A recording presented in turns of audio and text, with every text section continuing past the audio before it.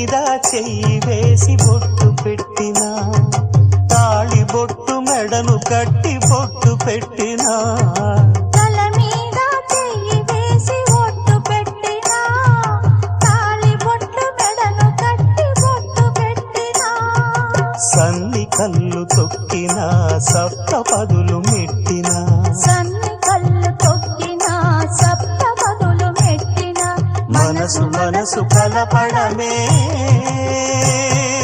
మంత్రం పరమార్థం.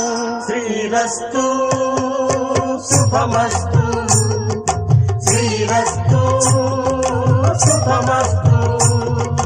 శ్రీకారం చుట్టుకుంది పెళ్లి పుస్తకం, ఇక ఆకారం దాచుతుంది స్వర్గ